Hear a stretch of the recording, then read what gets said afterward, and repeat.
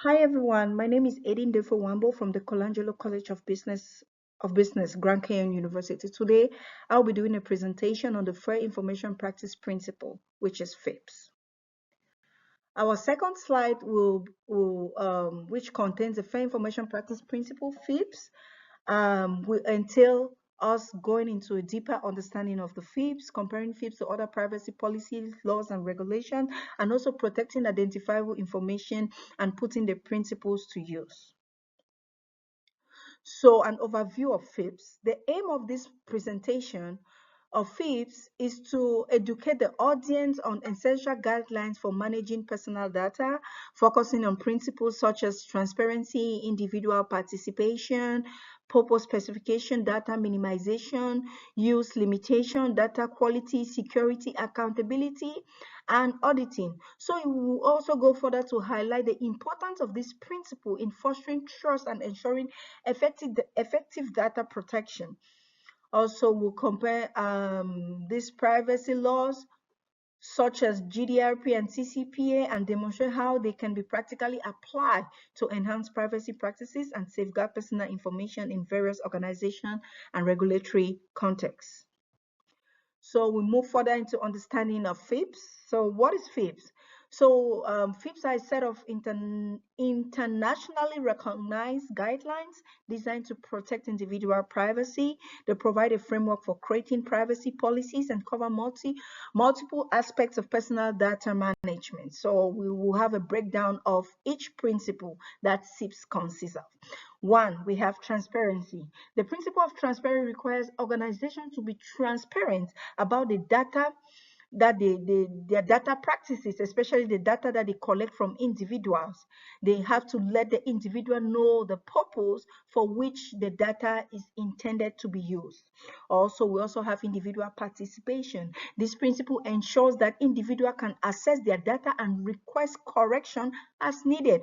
Also, it is important for them to know who has access to their data. Also, we have purpose specification. This one is the collection of data should be limited to the legitimate and specific purpose. That means the data that they collected should be used for that particular purpose. So if they have any reason why they collected the data, they have to let the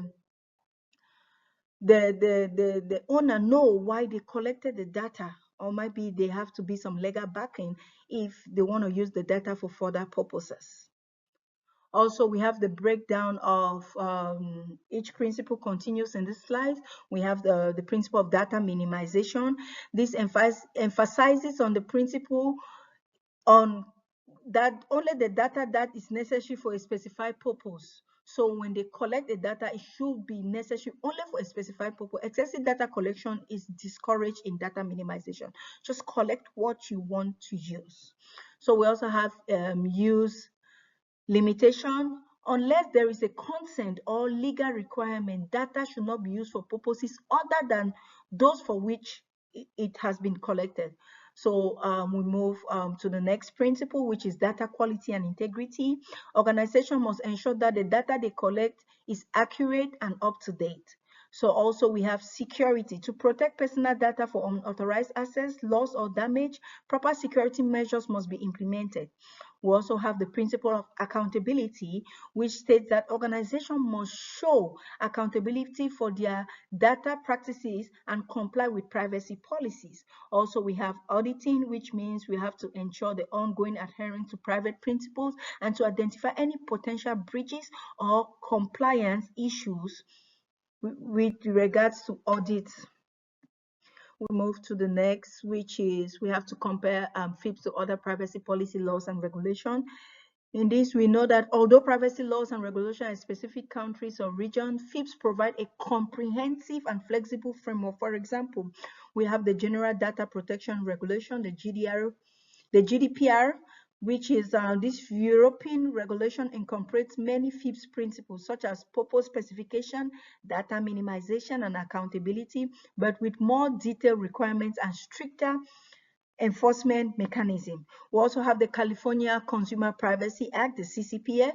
This is a US law which is in line with FIPS. They are focused on transparency, individual rights, and data security, but it also includes consumer rights regarding data sales and disclosure.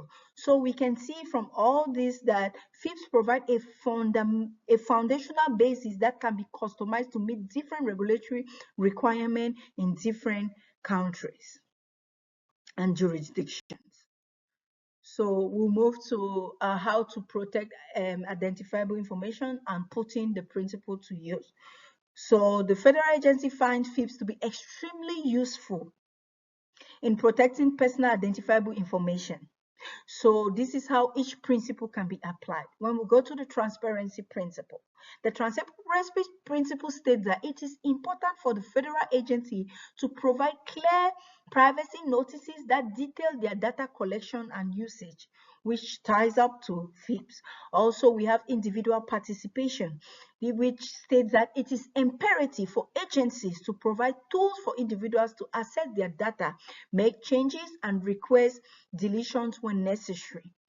Purpose specification. The agency's mission should be clearly defined and data collection efforts should be limited to necessary operations. We move to the application of each principle continues. We have data minimization. Agencies should only gather data that is crucial for their purpose and refrain from collecting unnecessary data. Also, we have use limitation. The collection of the data should only be used for specific purposes, and any other use must have additional consent or legal basis. We have data quality and integrity. This is to make sure that the data that they collected is accurate and is relevant, and it ensures through procedures such as regular updates and validation checks. Also, we have security implementation. No, we have security, which is they should implement security measures that are robust, such as data should be inscribed and they should have access control to protect data from breaches or unauthorized access. Excuse me. We have accountability that ensure that staffs are trained on data protection by establishing policies and procedures to monitor compliance with privacy practices. Also, we have auditing, which is to conduct regular audits to determine if privacy policies are being followed and identify areas for improvement.